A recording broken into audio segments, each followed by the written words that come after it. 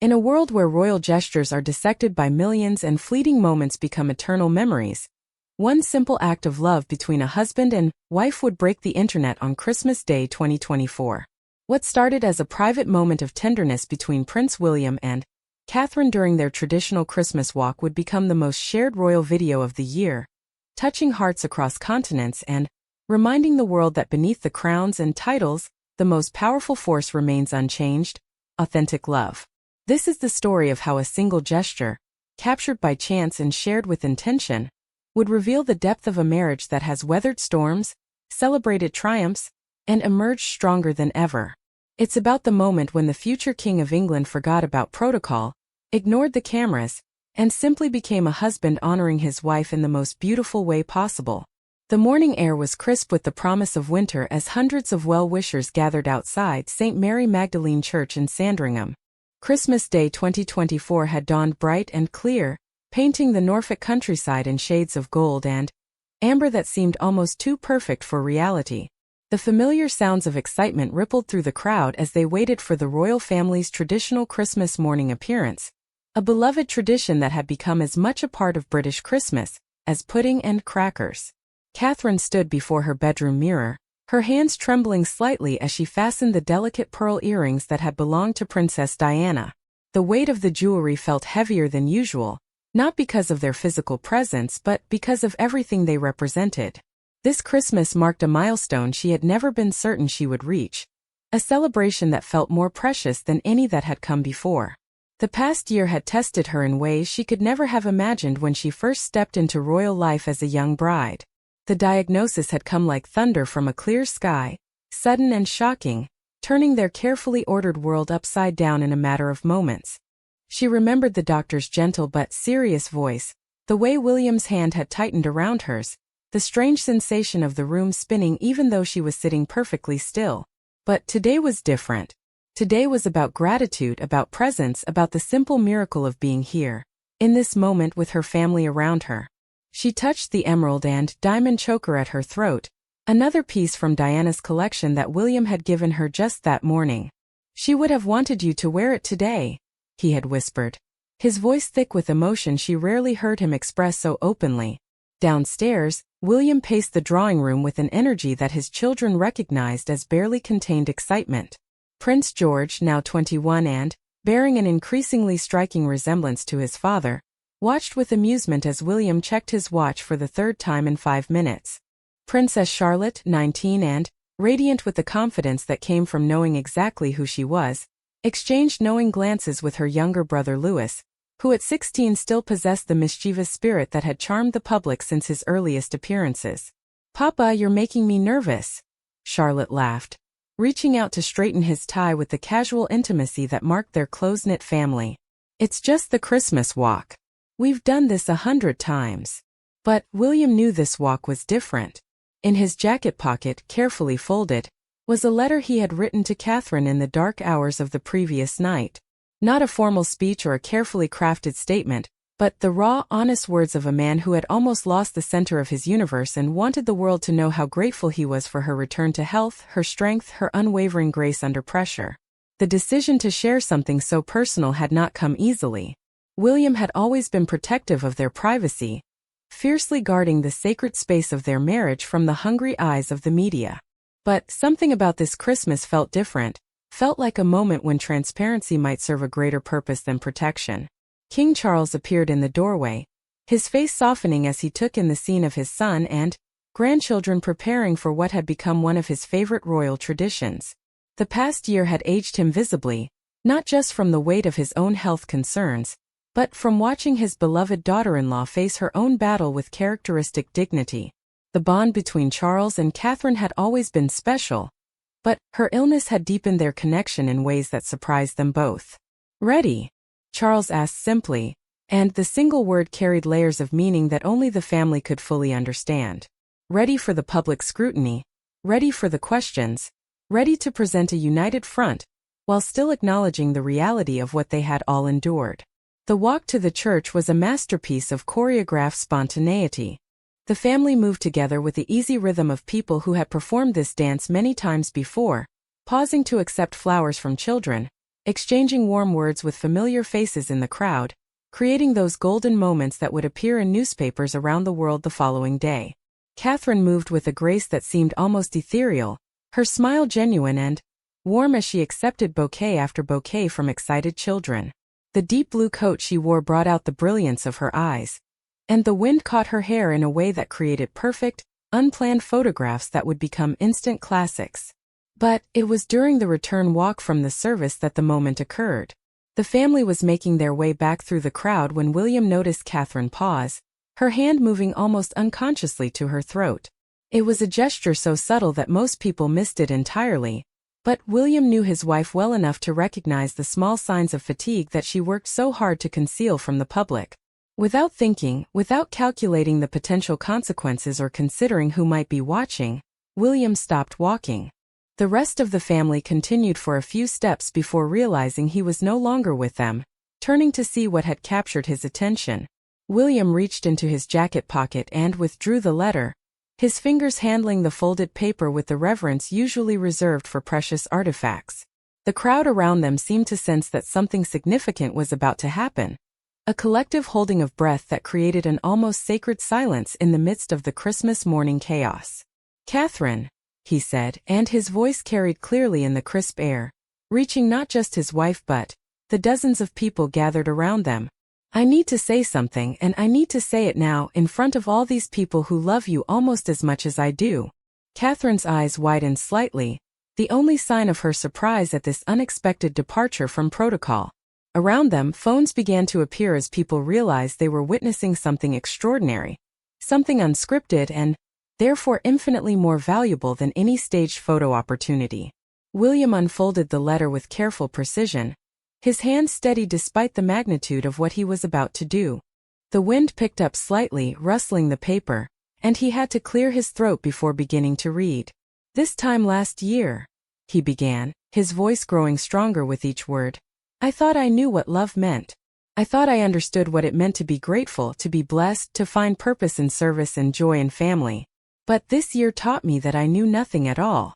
The crowd had grown completely silent now, even the children sensing the gravity of the moment.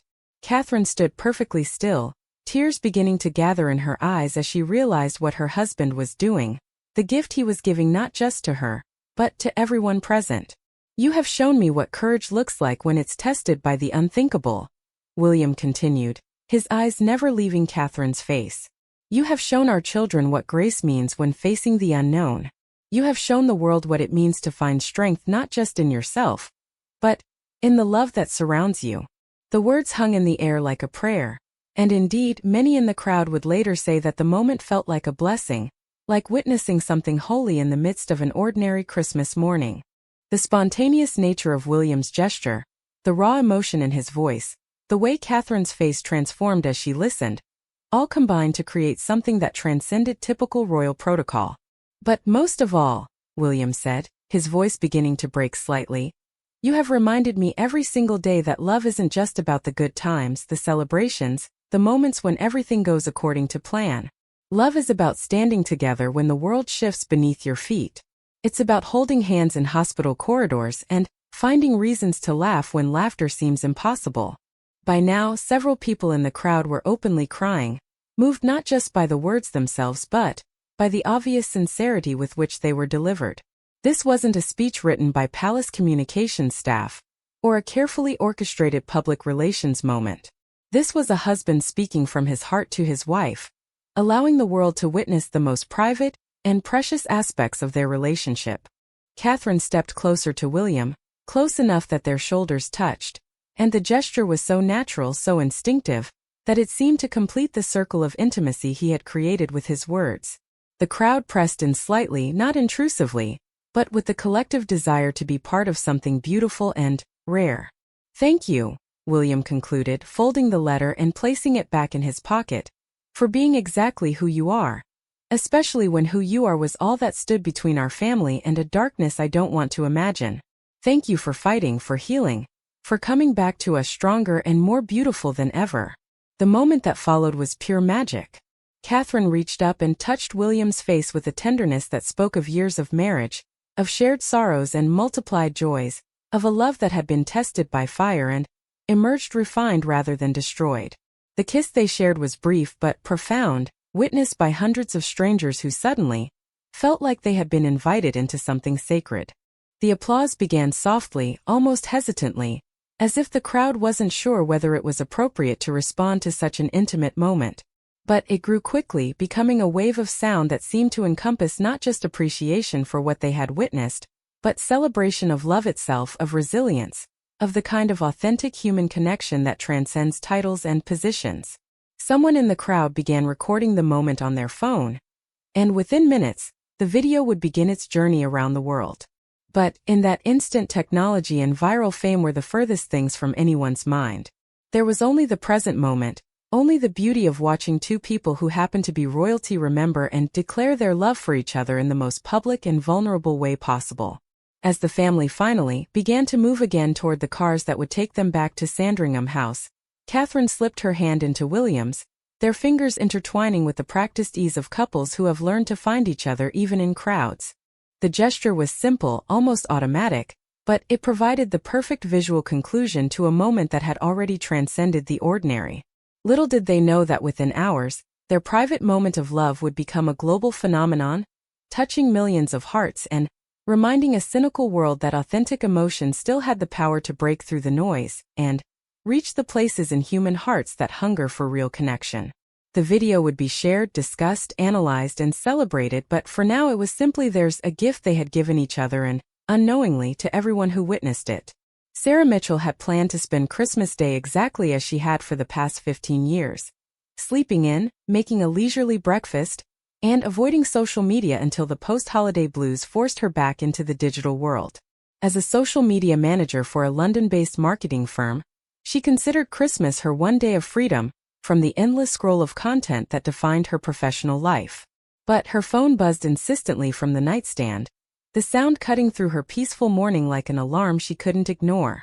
Sarah groaned and reached for the device, squinting at the screen to see a flood of notifications from friends, colleagues, and even her mother, all sending her the same video with messages ranging from, "OMG, watch this," to, "This is the most beautiful thing I've ever seen." The video quality was slightly shaky, clearly shot on someone's phone from within a crowd, but the audio was crystal clear. Sarah found herself holding her breath as she watched Prince William unfold a letter and begin speaking to his wife with an intimacy that made her feel like she was intruding on something sacred. By the time the brief clip ended, Sarah realized she had tears in her eyes, and she understood immediately why her phone had exploded with notifications.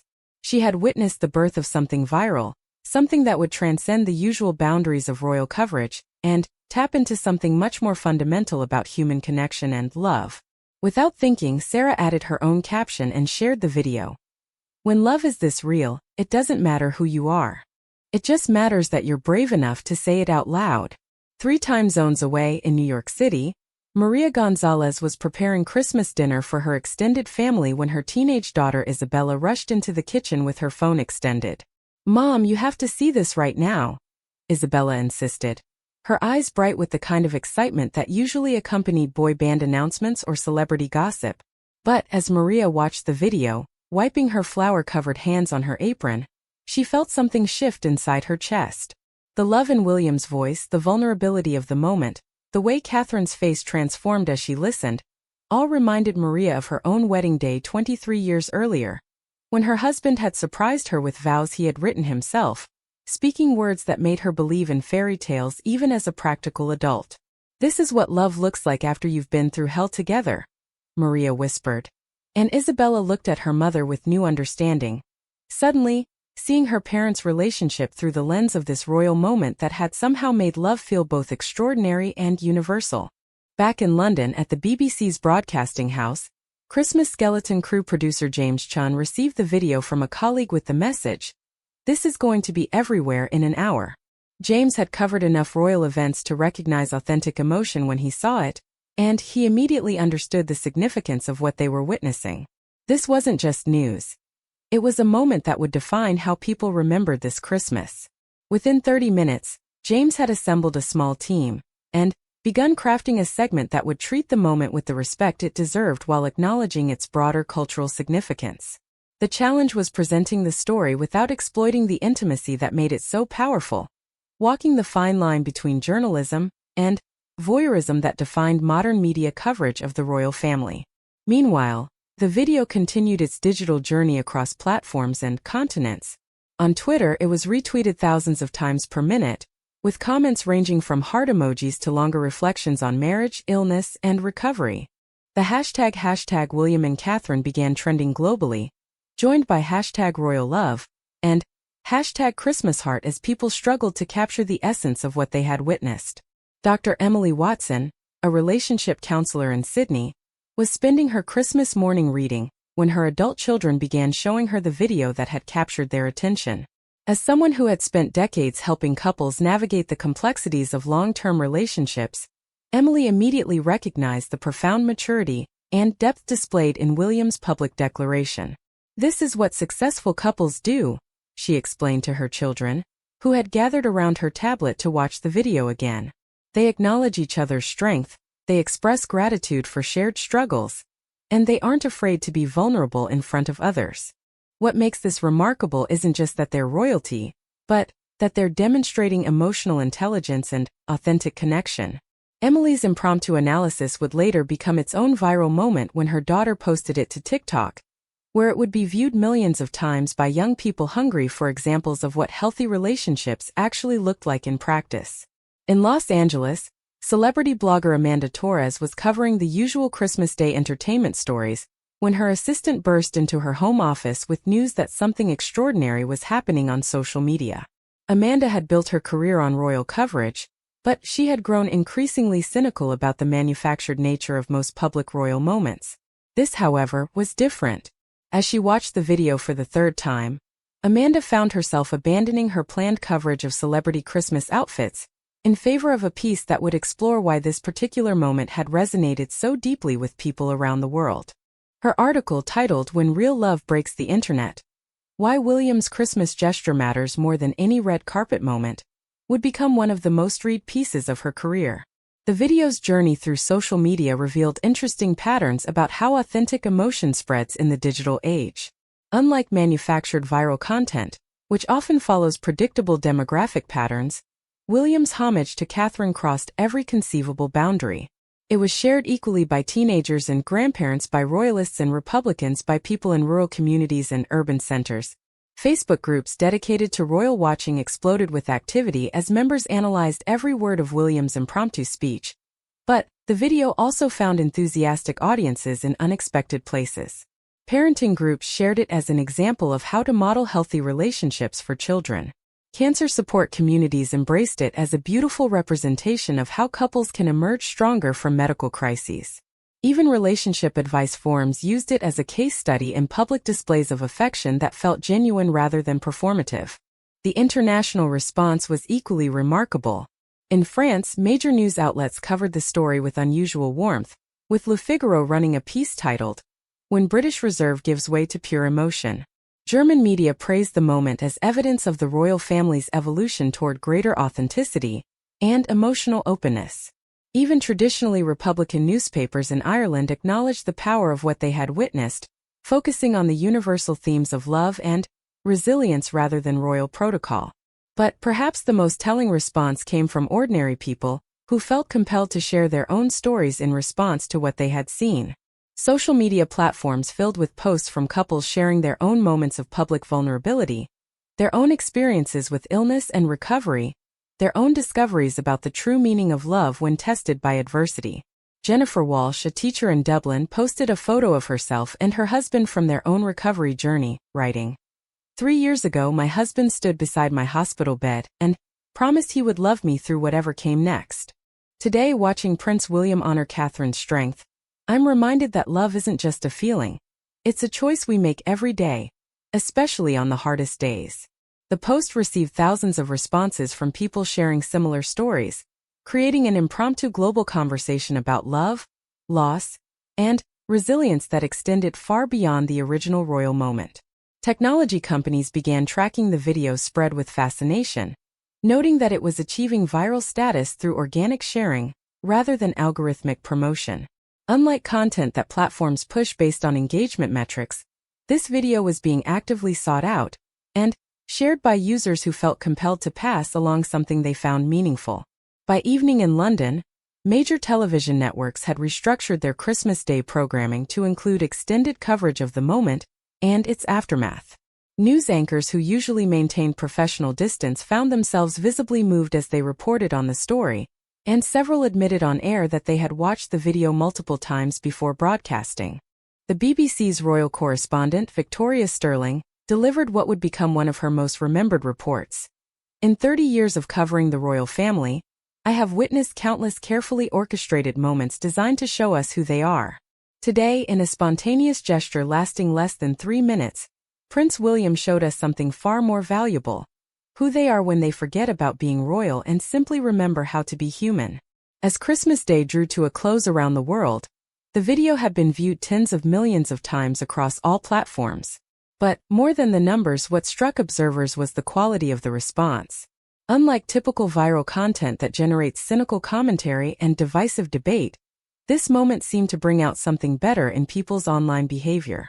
Comment sections that usually devolved into arguments instead filled with personal stories, expressions of gratitude, and genuine emotional responses. The typical toxic dynamics of social media seemed temporarily suspended in favor of a collective appreciation for authentic human connection.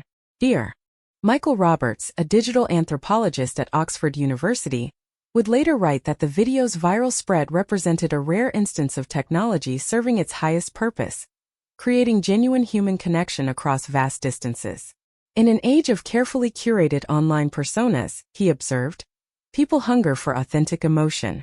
When they encounter it, they recognize it immediately and feel compelled to share it, not for attention or validation, but because authenticity is too rare and valuable to keep to ourselves. The day that had begun as a traditional royal Christmas walk had transformed into something unprecedented. A global moment of shared emotional experience, facilitated by technology but rooted in the most timeless of human experiences: the profound love between two people who had chosen to face life's challenges together. The digital wildfire that William's words had sparked would continue burning long into the night, crossing borders and languages, touching hearts, and inspiring conversations that would last far longer than the viral moment that had started them all. The first notification appeared on Elizabeth Hartwell's phone at exactly 2:47 p.m., as she was putting the finishing touches on Christmas dinner for her own family. As the assistant private secretary to the Prince and Princess of Wales, Elizabeth had learned to recognize the difference between routine alerts and the kind of digital earthquake that could reshape everything in a matter of hours. The urgent tone from her secure communication device made her stomach drop before she even read the message. "Sir, the Christmas walk video is everywhere. We need to discuss response strategy immediately." Elizabeth excused herself from her family's Christmas celebration and retreated to her home office, where multiple screens displayed the real-time spread of what was already being called the most significant unscripted royal moment in decades. Her training at the palace had prepared her for many scenarios, but nothing had quite prepared her for the challenge of managing a crisis that wasn't actually a crisis, a moment of vulnerability that had somehow become a triumph. At Sandringham House, the royal family was only beginning to understand the magnitude of what had occurred during their morning walk. They had returned from church in high spirits, the warmth of the crowd's response still glowing around them like an invisible embrace. William had seemed lighter somehow, as if the act of speaking his heart in public had lifted a weight he had been carrying without realizing it. The family was gathering in the drawing room for their traditional Christmas afternoon tea, when King Charles's private secretary appeared in the doorway with an expression that immediately commanded attention. Richard Pemberton had served the royal family for over 2 decades, and his ability to remain unflappable in any situation was legendary among palace staff. Seeing him visibly concerned was enough to silence the comfortable chatter that had filled the room. "Your Majesty, Your Royal Highnesses," Pemberton began, his voice carefully measured. "We have what might be termed an unprecedented situation developing. The moment from this morning's walk has been captured on video, and is spreading across social media platforms at an extraordinary rate." The room fell silent as the implications sank in. Catherine felt her breath catch slightly, not from concern about the content of what William had said, but from the sudden realization that their most private moment of connection had become public property. William reached for her hand instinctively, a gesture that had become so natural over the years that he barely registered making it. "What kind of response are we seeing?" King Charles asked, his tone neutral but alert. His years of experience had taught him that the public's reaction to unguarded royal moments could range from celebration to criticism, often in unpredictable ways. Pemberton consulted his tablet, scrolling through reports from various social media monitoring services. "The response appears to be overwhelmingly positive, sir. The video is being shared with expressions of admiration and emotional support. Major news outlets are covering it as a story of authentic love and resilience." Princess Charlotte looked up from her own phone, where she had been monitoring her private social media accounts. "It's everywhere, Papa," she said softly. "All my friends are sending it to me. They're saying it's the most beautiful thing they've ever seen." Prince George, who had inherited his father's instinct for understanding the broader implications of royal actions, frowned thoughtfully. "But this changes everything about how people see our family, doesn't it? This isn't the usual controlled messaging. This is real." William felt the weight of that observation settle over him. In the span of a few unplanned minutes, he had potentially altered the public's relationship with the royal family in ways that decades of careful media management had never achieved. The question was whether that change would prove beneficial or catastrophic. Back in London, emergency meetings were being convened at Buckingham Palace despite the Christmas holiday. The communications team had developed protocols for managing various types of royal news cycles, but nothing in their playbook addressed how to handle a moment of genuine emotional authenticity that the public had embraced with unprecedented enthusiasm. Director of Communications Sarah Mitchell, not to be confused with the London social media manager, found herself in the unique position of managing a communications crisis that was entirely positive. Her team was receiving calls from media outlets around the world, all wanting to understand the context and implications of what they had witnessed. "The challenge," she explained to her hastily assembled team via video conference, "is that we cannot and should not try to control or spin what was clearly an authentic moment.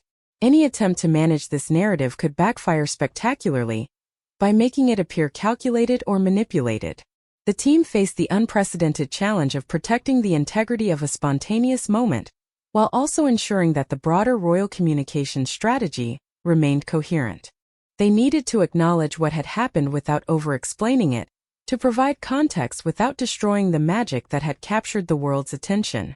Meanwhile, at Sandringham, the family was grappling with the personal implications of their new reality. Catherine had retreated to her private sitting room, where she could process what had happened without the well-meaning but overwhelming concern of her family. She understood better than anyone how profoundly the past year had changed her, not just physically but emotionally, and she was still learning how to navigate the world as someone who had faced mortality and emerged transformed. The letter William had read still lived in his jacket pocket, but now it belonged to history as much as it belonged to them. She thought about the words he had spoken, words that had been intended for her ears but had somehow touched millions of strangers. The vulnerability required for such a gesture still amazed her, knowing as she did how carefully William usually guarded their private life. A soft knock interrupted her contemplation, and she looked up to see William standing in the doorway, his face a mixture of concern and uncertainty. "Are you all right?" he asked, the same question he had asked her countless times over the past year, but now with additional layers of meaning. Catherine smiled, and the expression carried a peace that surprised them both. "I'm more than all right," she said honestly. "What you did today, what you said, it was exactly what I needed to hear. Exactly when I needed to hear it. The fact that other people heard it too doesn't change that." William crossed the room and settled beside her on the small sofa that faced the window overlooking the Sandringham Gardens. The winter afternoon light was beginning to fade, painting everything in shades of gold and shadow that seemed to mirror the day's emotional complexity. "I keep thinking about all the people who were there," Catherine continued. "All the faces in the crowd who seemed to understand exactly what you were saying, not just about us but about love in general, about what it means to fight for each other." The conversation was interrupted by another knock, this time from Prince Louis, who appeared with the slightly nervous energy that indicated he had been designated as the family's messenger. "Papa, Mama, Grandfather wants to know if you're ready to discuss what happens next." The question that awaited them downstairs was not simply about crisis management or damage control. The royal family had stumbled into something that felt like an opportunity to redefine their relationship with the public, to move beyond the careful distance that had traditionally characterized royal communications toward something more authentic and emotionally accessible. As they made their way back to the drawing room, Catherine reflected on how strange it was that her most vulnerable year had somehow led to this moment of unprecedented openness. The journey from her diagnosis through treatment and recovery had stripped away many of the protective barriers she had built around her inner life, leaving her more willing to be seen, more comfortable with authenticity even when that authenticity came with risk. King Charles was waiting for them with a collection of advisors who had been summoned despite the holiday, but his expression was thoughtful rather than troubled. "We find ourselves in uncharted territory," he began without preamble. "The public response suggests that people are hungry for the kind of genuine emotion you shared this morning. The question is whether we lean into that authenticity or work to contain it." The conversation that followed would later be seen as a pivotal moment in the evolution of the modern monarchy. Traditional palace advisors advocated for a return to established protocols, emphasizing the importance of maintaining mystique and emotional distance. But younger voices, including those of William and Catherine themselves, argued for embracing the opportunity to connect with the public on a more human level. "People don't want perfect royals anymore," Charlotte observed with the clarity that often comes from her generation's different relationship with authenticity. "They want real people who happen to be royal. What Papa did today showed them that we're both." The debate continued late into the Christmas evening, but gradually a consensus emerged around a radical departure from traditional royal communication strategy. Rather than trying to control or minimize what had happened, they would acknowledge it honestly and use it as a foundation for a more open, emotionally accessible approach to public engagement. The decision represented a gamble with centuries of royal tradition, but it was a gamble that felt aligned with who William and Catherine had become through their shared trials. They had learned that vulnerability could be a source of strength rather than weakness, and that authentic connection with others was worth the risk of exposure and criticism. As the evening wound down and the family finally began to relax into their Christmas celebration, Catherine found herself thinking about all the unknown people who had witnessed their moment of connection and found something meaningful in it. The thought was both humbling and inspiring, a reminder that even the most private expressions of love could have public value when they reflected universal human experiences. The Christmas day that had begun with a simple walk to church had become a turning point not just for the royal family, but for the institution of monarchy itself. By choosing vulnerability over protection, authenticity over control, William and Catherine had opened a door to a different kind of royal leadership, one that acknowledged the fundamental humanity that connects all people regardless of title or position. The video would continue its journey around the world, but for now it had already achieved its most important purpose, reminding everyone who witnessed it, including the royal family themselves, that love expressed openly and honestly has the power to transform not just the people who share it, but everyone who has the privilege of witnessing it. Dr. Margaret Thornton had been working the Christmas Day shift at St. Bartholomew's Hospital in London for 7 years, a tradition that allowed her colleagues with young children to spend the holiday at home while she, childless by choice and deeply committed to her oncology patients, found meaning in providing care during a time when healing felt most needed. She was checking on Mrs. Elizabeth Davies, a 73-year-old grandmother undergoing chemotherapy, when the patient's daughter showed her a video on her phone. "Doctor, you have to see this," the daughter whispered, mindful of the other patients resting in the ward. "It's about Princess Catherine and her husband, about what they went through this year." "It's exactly what Mum needed to hear." Dr. Thornton had followed Catherine's cancer journey from a professional distance, understanding the unique challenges faced by public figures dealing with private medical struggles. But watching William's heartfelt tribute, seeing the way Catherine received his words with such grace and strength, she felt something shift in her understanding of how illness and recovery could be transformed into something larger than individual experience. Mrs. Davies reached for the phone with trembling hands, watching the video with tears streaming down her face. "That's exactly how my herald spoke to me when I was diagnosed," she whispered. "To see that even Princess goes through the same fears, the same fight, and comes out the other side with love like that, it gives me hope I can't even explain." The conversation that followed would inspire Dr. Thornton to propose a new initiative at the hospital, a program that would encourage family members to share their own words of love and support with patients, understanding that healing happened not just through medical treatment but through the kind of emotional connection that William and Catherine had demonstrated so publicly. 3,000 miles away, in a small town in Ohio, marriage counselor Janet Rodriguez was spending her Christmas evening reviewing notes from the challenging cases that would occupy her attention in the new year. Her practice had grown steadily over the past decade, but she had become increasingly concerned about the number of couples who seemed to have lost the ability to express genuine appreciation for each other, even in moments of crisis. When her sister called to share the viral video of the royal couple, Janet watched it with the professional eye of someone who had spent years helping couples rediscover their connection. What struck her most powerfully was the way William's public declaration had required him to be vulnerable in front of strangers, to risk judgment and criticism in order to honor his wife authentically. "This is what I've been trying to teach couples for years," she explained to her sister.